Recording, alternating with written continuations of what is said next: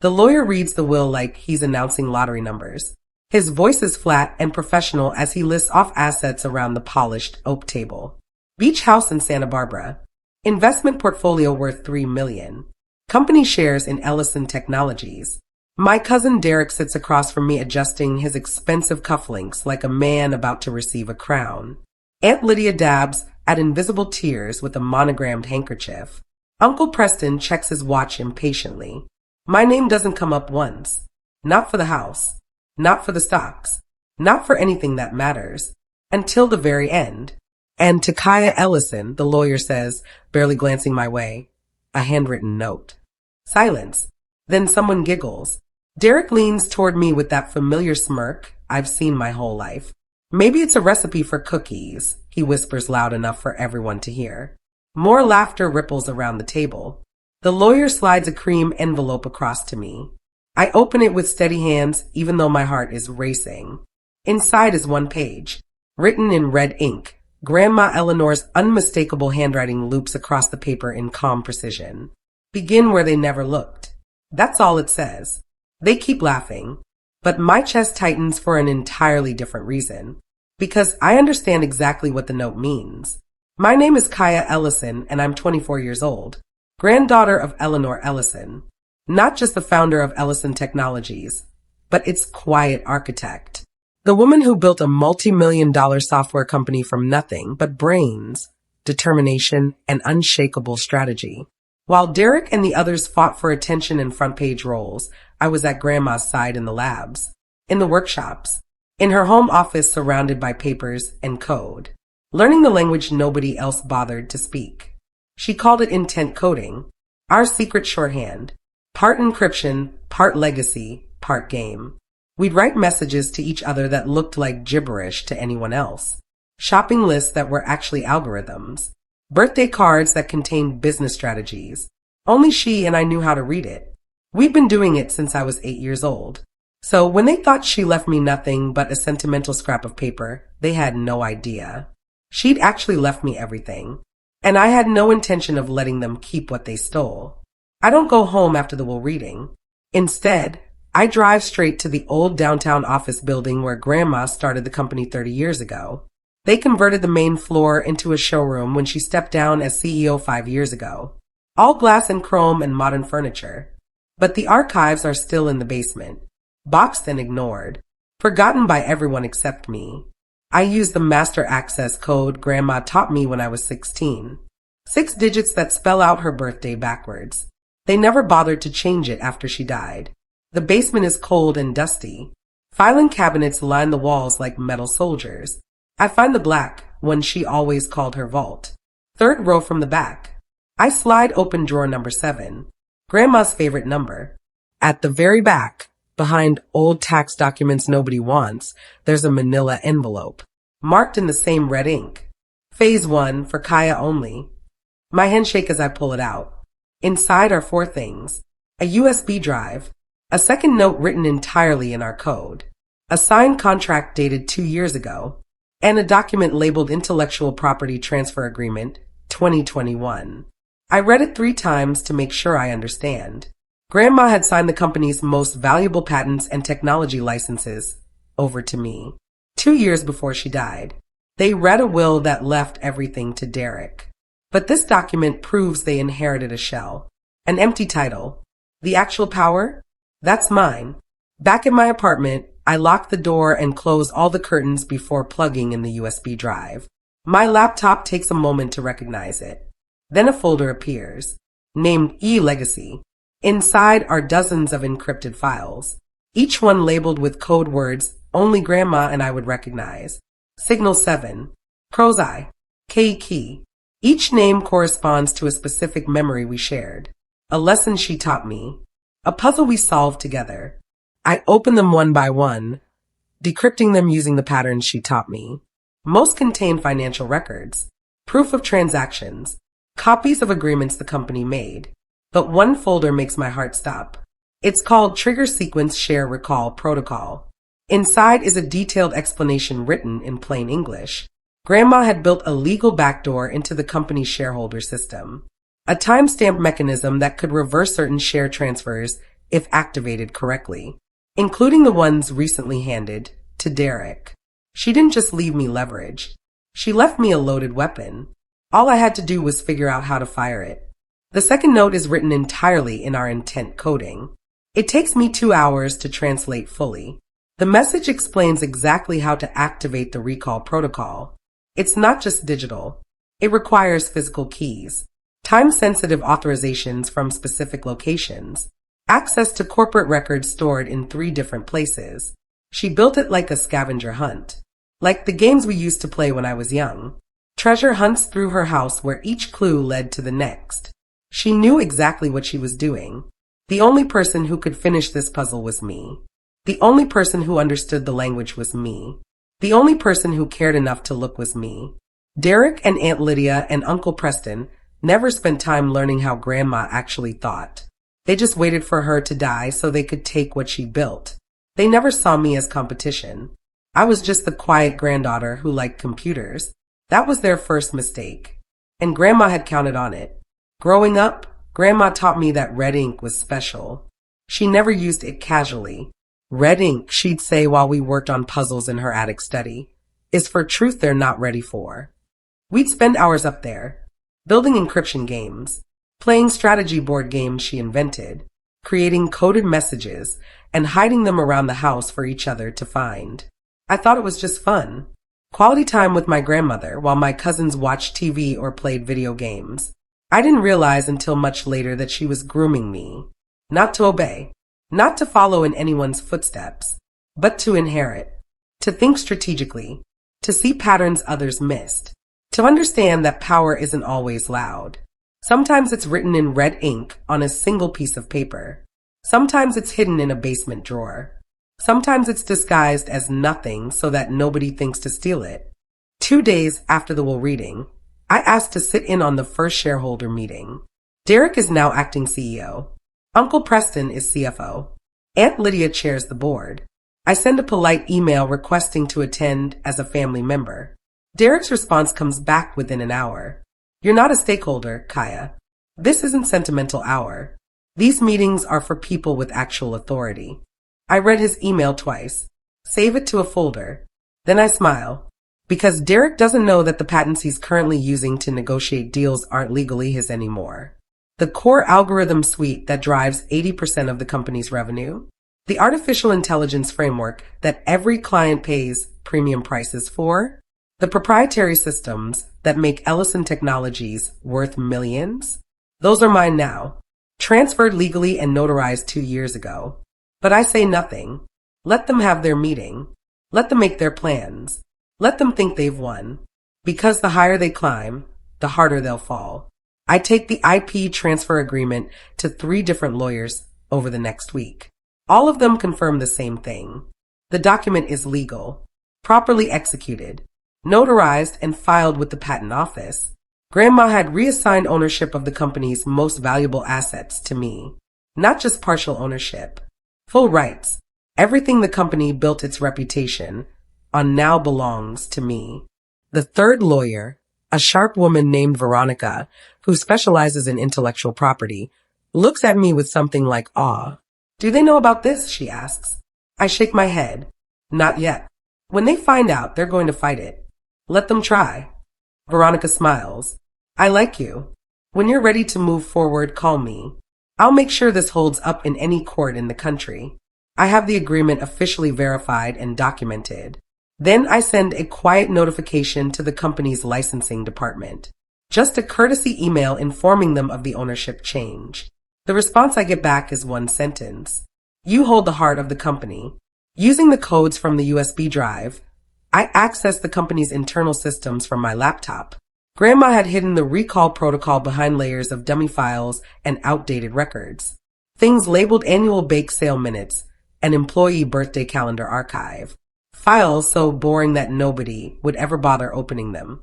But inside those files, buried in code that looked like random numbers, was the trigger mechanism. A system that could reverse share distributions, revoke board appointments, reset the corporate structure back to a previous configuration. All legal, all documented, all approved by Grandma when she was still CEO and had absolute authority. I read through the instructions 5 times to make sure I understand. Then I follow them exactly. 3 specific keystrokes, 2 confirmation codes, 1 final password that only Grandma and I knew. Her mother's maiden name spelled backwards. The system accepts my commands. A message appears. Share recall protocol initiated. Processing time, 72 hours. I close my laptop and sit in the dark for a long time. In 3 days, everything changes. Derek starts noticing problems on day 2. I hear about it through Ingrid, Grandma's former assistant who still works at the company. She texts me updates because she never liked how they treated Grandma toward the end. Licensing partners are pausing negotiations, she writes. Legal is getting weird questions about patents. Derek is freaking out. By day 3, the company's chief technology officer resigns unexpectedly. No explanation. Just a brief email saying he's pursuing other opportunities. But I know why. He realized the technology he was managing didn't belong to the company anymore. That working there meant working in a legal gray area. Derek thinks it's sabotage. He sends angry emails to the legal department demanding answers. He schedules emergency meetings. He threatens to sue anyone who's spreading rumors. But he doesn't understand what's happening. The system isn't being attacked. It's correcting itself. Removing him like a computer removes a virus. Exactly as Grandma designed it. On the 4th day, the legal notices arrive. Every board member receives a certified letter from my attorney. The message is simple and devastating. Ownership of all algorithm licenses and core technologies has been transferred to Kaya Ellison effective immediately. Continued use of proprietary systems requires licensing agreements negotiated through her legal representation. All current contracts are under review. Derek calls me within 10 minutes. His voice is tight with barely controlled rage. What the hell is this, Kaya? I keep my voice calm. Professional. It's a legal notice. Grandma transferred the IP rights to me 2 years ago. The documentation is all filed properly. You can verify it yourself. This is insane. You can't just take the company. I'm not taking anything. I'm claiming what's already mine. There's a difference. He hangs up on me. But the damage is done. Within hours, word leaks to the press. Major technology blog picks up the story. Company in turmoil as IP rights disputed. Stocks dip 3% by market close. An expose article appears online about mismanagement following Eleanor Ellison's death. I don't comment. Don't respond to interview requests. Just let the pressure build, naturally. I need access to Grandma's home safe. She kept physical copies of everything important there. The final authorization codes. Backup documentation. The last pieces of the puzzle. But Derek changed all the locks after the funeral. Put the house in his name through the will. I'm not legally allowed on the property anymore. So I called Doris. She was Grandma's caretaker for 20 years. Lived in the guest house. Helped with everything from grocery shopping to managing Grandma's medical appointments toward the end. She cried at the funeral. Real tears, not the performative kind Aunt Lydia produced. When I explain what I need, she doesn't hesitate. I knew Eleanor left something for you, Doris whispers over the phone. Something real. Not just that note they all laughed at. We meet at the back entrance of the house at midnight. Doris has a key to the garden gate that Derek doesn't know exists. We slip inside like thieves, even though I'm reclaiming what's rightfully mine. The house smells like Grandma. Lavender and old books and the specific brand of tea she always drank. My chest aches. Doris leads me to Grandma's study on the 2nd floor. The room looks exactly like it did when she was alive. Books stacked everywhere. Papers organized in piles, only she understood. Her reading glasses still sitting on the desk. She told me to show you the wall if anything happened. Doris says quietly. She goes to the built-in bookshelf on the east wall. Pulls out 3 specific books in sequence. Behind them, a brick is loose. Doris works it free. Behind the brick is a small steel box. She hands it to me. Inside are 2 things. A letter addressed to me in Grandma's handwriting, and a small card with a long string of numbers and letters. The final access code. I open the letter with shaking hands. It's dated 1 week before she died. My dearest Kaya, it begins. If you're reading this, you followed the trail I left. I'm proud of you. You were always the smartest one. The only one who truly understood me. They laughed at the red ink because they never learned to see what matters. Finish what I started. Take back what I built. Do it with the grace they'll never understand. I love you. Always. Grandma Eleanor. The letter ends there. But it's enough. Derek tries to block everything with emergency legal filings. He claims the IP transfer was made under duress. That grandma wasn't mentally competent when she signed it. That I manipulated an elderly woman for financial gain. His lawyers file motions, request investigations, demand forensic audits of Grandma's mental state. But Grandma had prepared for this too. 2 years ago, when she signed the transfer, she had herself evaluated by 3 different doctors. All confirmed she was completely mentally sound, sharp as ever, fully capable of making legal decisions. Those evaluations are attached to the original transfer documents, notarized and official. The forensic accountant's grandma hired back then had created a paper trail that couldn't be questioned. Every meeting documented, every decision recorded, every signature witnessed by multiple parties. Derek's lawyers review everything and quietly advise him to stop fighting. The case is airtight, but Derek doesn't listen. He keeps pushing, keeps filing, keeps trying to find a crack in the foundation.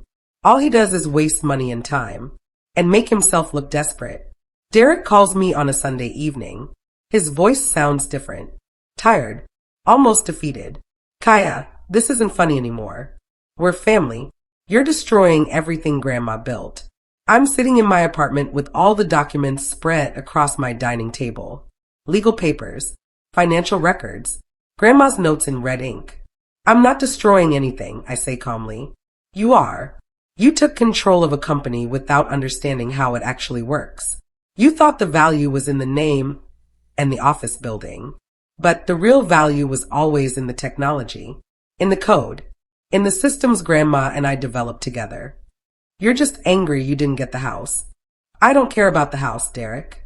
I care about the legacy, the actual work, the thing that matters.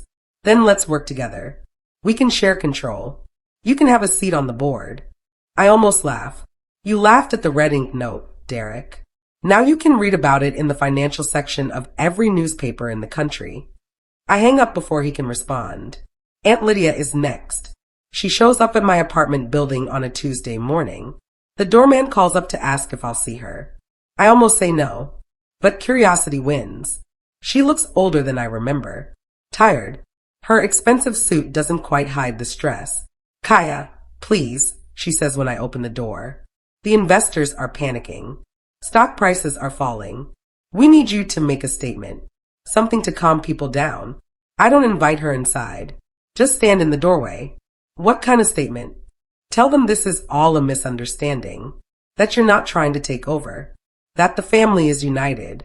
But that would be a lie. She flinches. We're offering you a board seat. Symbolic power. A voice in decisions. Isn't that what you wanted? What I wanted was to not be laughed at when Grandma left me something meaningful. What I wanted was to be taken seriously. What I wanted was for one of you to see me as more than the quiet girl who liked computers. Aunt Lydia's face hardens. So this is revenge. No, this is justice. I close the door.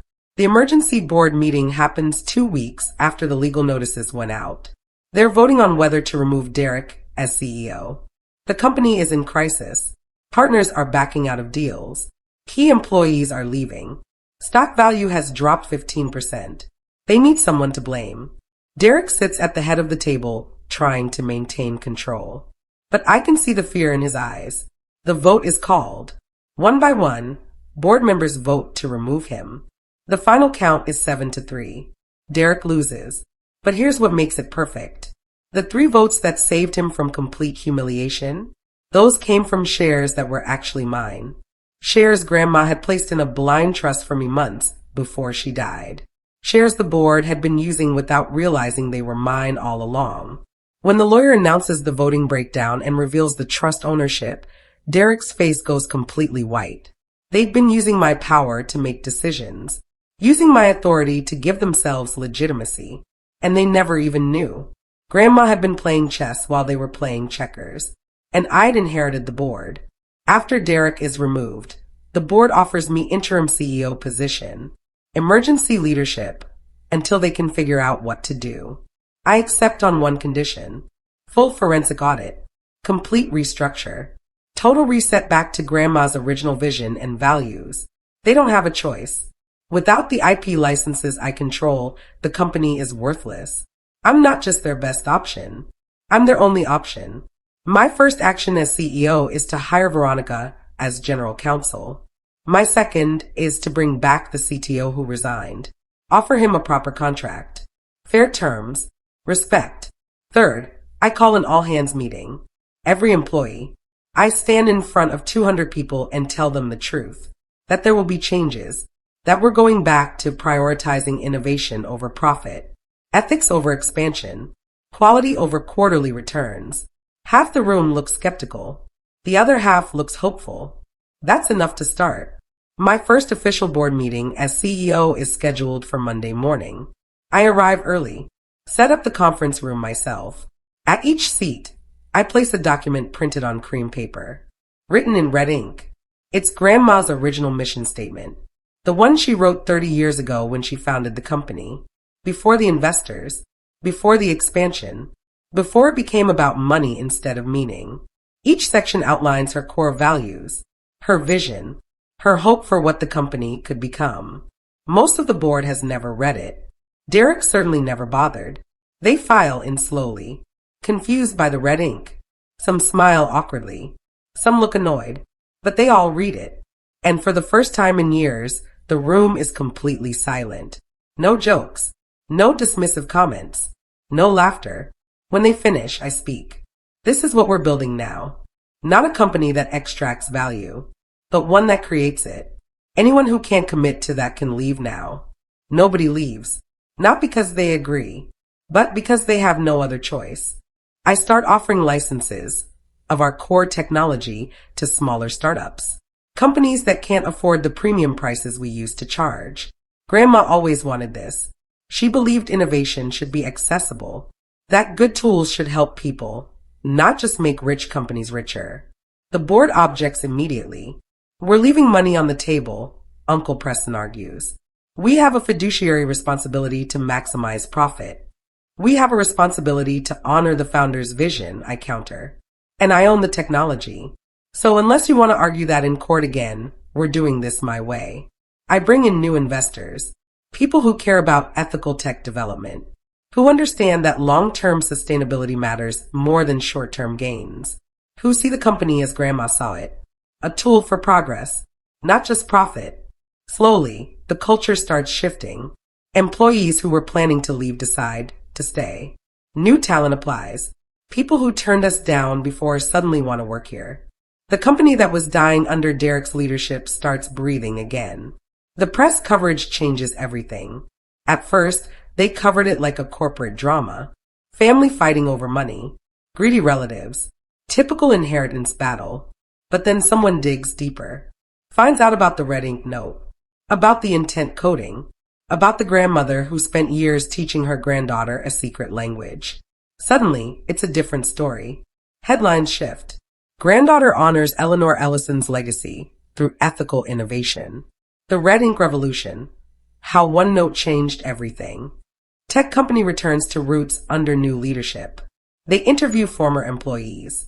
People who worked with Grandma in the early days. All of them say the same thing. This is what Eleanor wanted. This is who she was. Derek's name fades from the articles. Aunt Lydia stops getting interview requests. Uncle Preston disappears from the board listings. And my name appears everywhere. Not because I sought attention, but because the truth demanded it. Derek sends me a letter 3 months after losing his position. It arrives in a plain envelope. No return address. Inside, his handwriting is shaky. Desperate. He begs for a meeting. Says he deserves a second chance. Claims he understands now what Grandma was trying to teach. Says he's sorry for laughing at the note. For underestimating me. For treating me like I didn't matter. I read the letter twice. Feel absolutely nothing. No anger. No satisfaction. Just a distant kind of sadness for who he could have been if he'd bothered to learn. I don't reply. But I do something else. I have the letter professionally framed. mounted next to Grandma's red ink note in my office, a reminder of two different kinds of inheritance. One demanded with entitlement, the other earned through attention. People who visit always notice them. Ask about the pairing. I never explain. Some lessons you have to figure out yourself. Using the full IP transfer, I terminate every licensing agreement the company made under Derek's leadership. Contracts that undervalued our technology. Deals that gave away too much for too little. Partnerships that compromised our ethics for short-term cash. The legal department spends weeks unwinding everything. Some partners threaten to sue. I tell them to go ahead. We have documentation proving Derek didn't have authority to make those deals, that he was operating with stolen power. Most of them back down, the ones who don't lose in court. Within 6 months, the company's financial situation completely transforms. We're smaller, leaner, more focused, but profitable, sustainable, and aligned with values that actually matter. Derek and Aunt Lydia and Uncle Preston try one last lawsuit. Claim I orchestrated everything. That Grandma was manipulated. That the red ink note proves I planned this for years. The judge dismisses it in one hearing. Calls it a waste of the court's time. After that, they disappear completely. No more calls. No more letters. No more attempts. They're not part of the story anymore. They're just a footnote in someone else's chapter. 6 months after taking over as CEO, we host a company relaunch event. I stand on stage in front of investors, employees, clients, and press. Behind me, a screen shows photos of Grandma, young and determined, founding the company, middle-aged and focused, building it into something real, older and wise, planning for what came next. The final image is her handwriting, red ink on cream paper. Begin where they never looked. I tell the story, all of it, the intent coding, the puzzles, the lessons, the inheritance everyone thought was nothing. The audience is completely silent. When I finish, they stand, all of them, applauding not just for me, not just for the company, but for Grandma Eleanor, for a woman who understood that the best inheritance isn't money. It's knowledge, strategy, the tools to build something yourself instead of waiting for someone to hand it to you. We announced the new company name, E3 Innovations, Ellison, Eleanor, and Ethics. A recording of Grandma's voice plays through the speakers. Something I found on the USB drive. Innovation isn't power, she says. It's responsibility. The audience stands again. This time I cry. In my office, I keep that original note in a frame on my desk. Red ink on cream paper. Begin where they never looked. People ask about it constantly. Clients, employees, journalists. They want to know the story behind it. Why it matters. What it means. I tell them the truth. They never looked at me. Never saw me as competition. Never thought the quiet granddaughter who liked computers could be a threat. That was their first mistake. They assumed inheritance meant money and property. Never understood that the real inheritance was knowledge. Training. Years of lessons disguised as games. Grandma didn't leave me the company in her will. She gave me the tools to take it back myself. Taught me everything I needed to know. Then left a note in red ink to remind me where to start. I didn't steal their power. Didn't trick anyone. Didn't manipulate or scheme. I just claimed what was already mine. Used the systems Grandma built. Followed the path she cleared. Finished what she started. And I never had to raise my voice. Never had to fight or argue or force anything. Just followed the red ink. And let the truth speak louder than any amount of laughter. They thought the note was nothing. A sentimental scrap of paper. A final insult from a grandmother who ran out of money to leave. But it was everything. The beginning of everything. And now, when people ask what I learned from Eleanor Ellison, I tell them this. Legacy isn't what you leave behind. It's what you build into the people who come after you. And if you build it right, they'll know exactly where to begin.